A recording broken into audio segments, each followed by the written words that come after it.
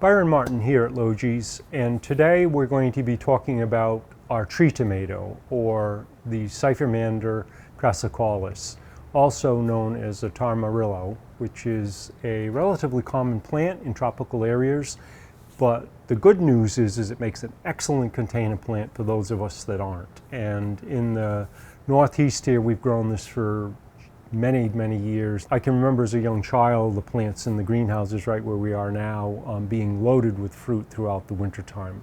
So it's called a tree tomato, but it's not a tomato. It's in a different genus than the tomato. Yet it is Solanum, so it has that structure and flavor and so on that we attribute to all plants in that family. And so at this time of year the fruit is ripening, and as it gets real red in color, there's one right there, it's ready to pick, and you can harvest it simply by pulling it off, and it's ready to eat.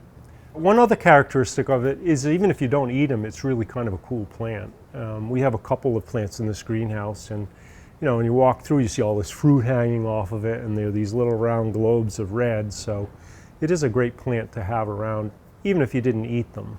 So the plant, in terms of its culture, tomatoes we know, and most of the solanums that we grow as edibles, grow very rapidly, and this is no exception to it.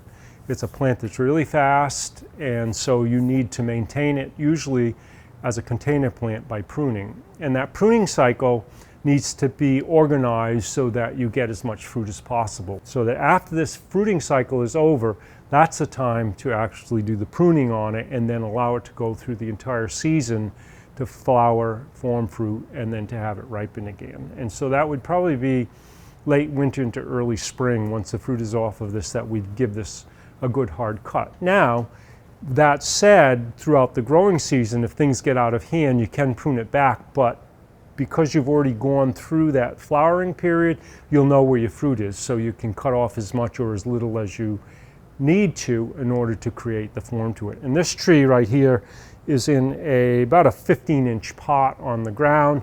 It has an old woody stem on it. Right here we have a lead that's come off the side of it. That's the good news about most solanums. You can cut them any which way and they'll sprout even from old wood. And we simply, if we wanted to, we probably won't on this because it lives here, but if we wanted to shorten that plant down, we could encourage that to become the central leader again. It needs a full sun exposure. Most solanums do. We can grow it quite cold. You can take this down to freezing in a greenhouse, or if you're outside in tropical areas, it can take a light frost. Maybe even a harder one, but you'll probably lose the fruit on it. It needs to be fertilized in a container on a regular basis throughout the summer.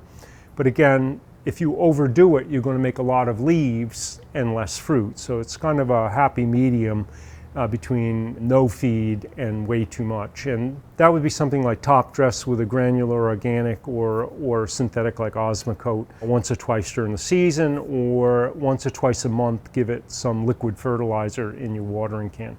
Now, if the plant starts to yellow and it's in a container, you know you haven't fed it enough, so simply add more and green it up.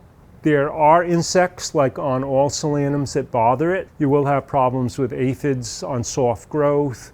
It can get mealybug if there's mealybugs nearby, and it also can be susceptible to whitefly, which is very common on tomato plants and such. So you need to be watchful of that, and if that happens to become a problem, then you need to treat them as best you can. Usually when you put them outside, though, there's something out there that's going to control that. Even if the infestation gets a little bit on the heavy side, it usually goes away.